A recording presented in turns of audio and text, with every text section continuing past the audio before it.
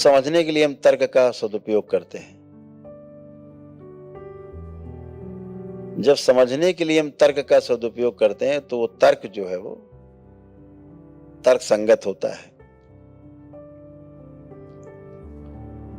लेकिन जब हम ठान के बैठे होते कि हमें नहीं समझना है तो वो तर्क फिर कुतर्क बन जाता है और आदमी कहीं नहीं पहुंचता।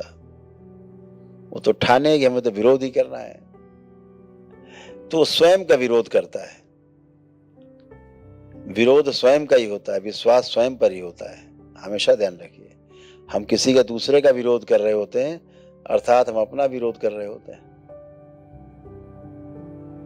हम किसी पर विश्वास कर रहे होते हैं अर्थात हम अपने ऊपर विश्वास कर रहे होते हैं। मेरे अंदर बहुत विश्वास है, ट्रस्ट है खुद के ऊपर, इसलिए हम दूसरे पर ट्रस्ट कर पाते हैं, विश्वास कर पाते हैं।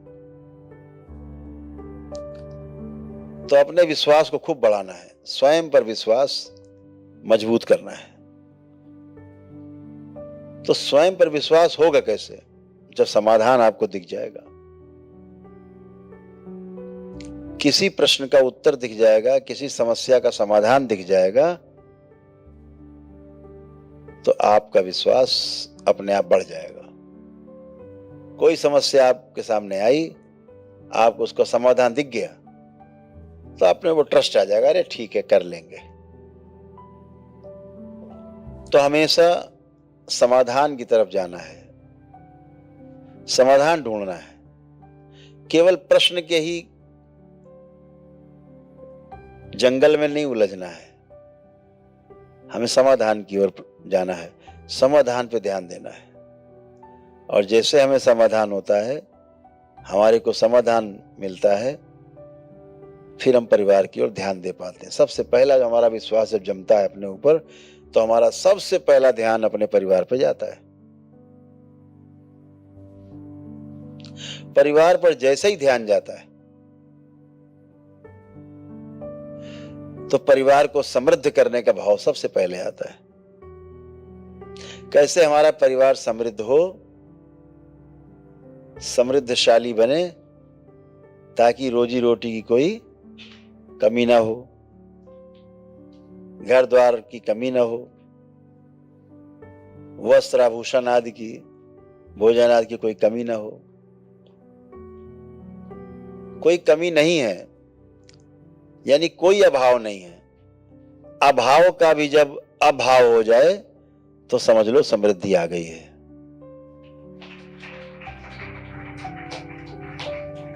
समृद्धि का, प्रॉस्पेरिटी का अर्थ ये नहीं है कि इतनी संपत्ति हो जाए कि आपको पता ही ना हो कि कितनी संपत्ति हमारे पास है। समृद्धि का ये अर्थ कदापि नहीं है, ये है दरिद्रता है, स्वयं पर विश्वास नहीं है। इसलिए बहुत सामान इकट्ठे करने की जद्दोजहद है, ये स्वयं पर विश्वास को कम दिखाता है। स्वयं के लिए अगर केवल अकेले के लिए कोई व्यक्ति इतना प्रयासरत है, इतना इकट्ठा करना चाहता है कि इसकी 700 पुश्तें भी खाती रहें, तो समझो इसको अपने ऊपर विश्वास नहीं है।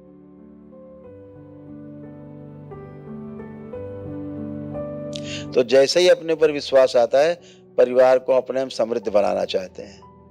और जब आपका परिवार समृद्ध होता है, प्रत्येक व्यक्ति समाधानित होता है, अपने परिवार को समृद्ध करता है। ऐसे तमाम समृद्ध परिवार मिलकर के एक समाज बनता है। और जब ऐसा समाज बनता है जिसको कोई कमी नहीं है, तो वहां अभय आता है। सबसे पहले अभय आता है, कोई भय नहीं, किसी को किसी से भय नहीं। ऐसा अभय जब समाज में आता है तो आप प्रमाणित हो जाते हैं अपने परिवार में, स्वयं में प्रमाणित होते हैं, फिर परिवार में प्रमाणित होते हैं, फिर समाज में प्रमाणित होते हैं। जब आप समाज में प्रमाणित हो जाते हैं तो फिर आपको सृष्टि में सब कुछ दिखता है कि अपना जैसा है, सब अपने जैसे हैं। फिर आपके अंदर शोषण का भाव नहीं आता किसी के प्रति। ठीक उल्टा कर दीजिए, अगर स्वयं में समाधान नहीं है, स्वयं में तमाम प्रश्न है, स्वयं में तमाम समस्याएं हैं, समाधान नहीं दिखता, तो आप अविश्वास से भरे हुए हैं, स्वयं पे विश्वास नहीं है, अभाव से भरे हुए हैं। और चाहिए और चाहिए और चाहिए, सब कुछ चाहिए, सब कुछ, सब टोटल सब चाहिए, सबका मेरे पास आ जाए, ऐसा भाव। यह दरिद्रता का भाव है, दरिद्र होने का भाव है। सब कुछ होने के बावजूद भी कम लगे, समझो यह व्यक्ति दरिद्र है। पैसे वाला नहीं है, जो कहते बहुत पैसे वाले नहीं, दरिद्र आदमी। हजारों करोड़ भरा है फिर भी कम है, और लाओ, यह दरिद्र आदमी है। मेरे पास जितना है मेरी आवश्यकता से अधिक है, ऐसा दिख जाए पीछे, इस भाव को समृद्धि कहते हैं। यह समृद्धि का भाव है, यह समृद्धि है कि मेरे पास जितना है मेरी आवश्यकता से अधिक है। यह समृद्धि का भाव है। और मेरे पास इतना हो जाए कि 700 पुस्तकें भी खाती रहे, कम न पड़े, ये दरिद्रता का भाव है। हमारे महापुरुषों ने कहा भी है कि पूत कपूत तो का धन संचय, और पूत सपूत तो का धन संचय। अगर आगे आने वाली पीढ़ी बेवकूफ है, सक्षम नहीं है, दुष्ट है, तो जो आपने इकट्ठा किया वो खत्म कर देंगे।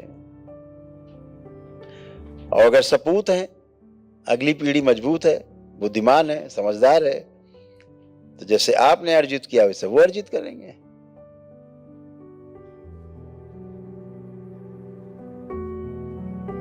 महापुरुषों ने सब कुछ कह डाला, अनुभव के आधार पे कहा। तो ठीक उल्टा क्या हुआ कि जब स्वयं में समाधान नहीं है, स्वयं पर विश्वास नहीं है, तो परिवार में समृद्धि कभी नहीं आएगी, परिवार में कलह होगी। ऐसा आपका टूटा फूटा परिवार, ऐसे तमाम टूटे फूटे परिवार मिलकर के जब समाज बनेगा तो सब में अभाव रहेगा, सब एक दूसरे का लूटने की कोशिश करेंगे, तो भय बना रहेगा पूरे समाज में। और समाज में भय रहेगा तो आपके अंदर शोषण का भाव रहेगा। आप सिर्फ शोषण कर सकते हैं, फिर पोषण का भाव नहीं रहेगा। इसलिए स्वयं पर विश्वास होना बहुत आवश्यक है।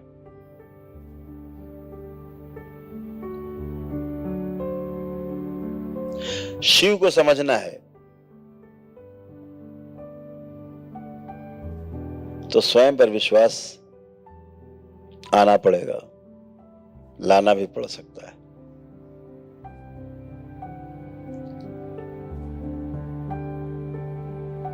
और कोई रास्ता नहीं शिव को समझने के लिए।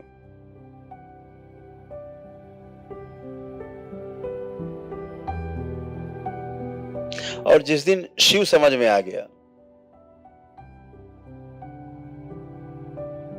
उस दिन जितनी भोलेनाथ की लीला है सब आपको समझ में आ जाएगी, सारा स्थूल में।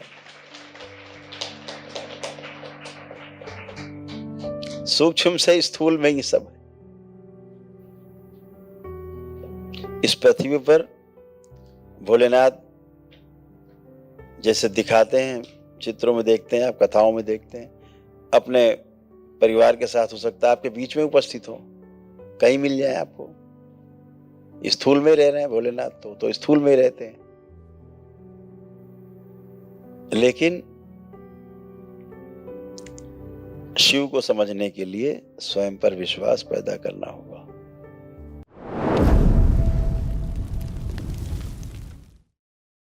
हम संतान प्राप्ति के लिए आए हैं। दिखा दो, ये समस्या है बेटा, इसके कारण संतान उत्पत्ति नहीं हो पा रही। देखिए उधर स्क्रीन पे, यूट्रस में छेद हो रहा था, ओवेरी में पस बन रहा था। छेद के कारण फैलोपियन फ्लूइड रुकता नहीं, गर्भपात की समस्या थी। इसके कारण संतान उत्पत्ति संभव नहीं हो पा रही है।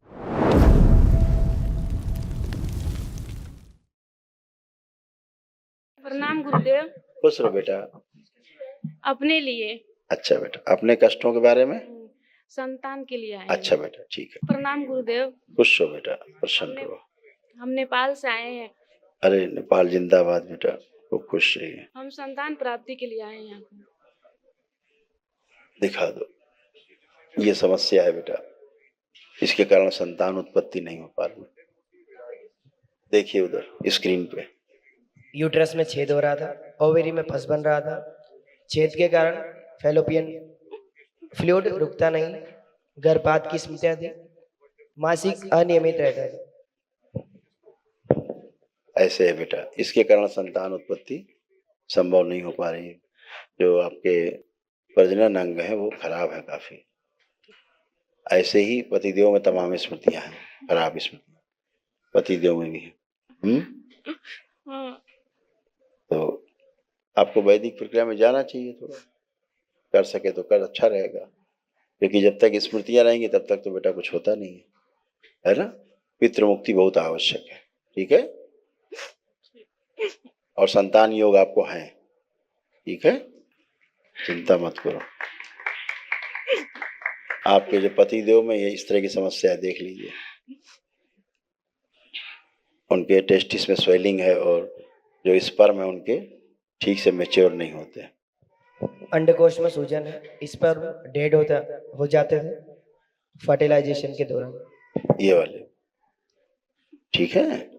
ठीक। आप लोगों को संतान के योग हैं। अच्छा, खुश रहो।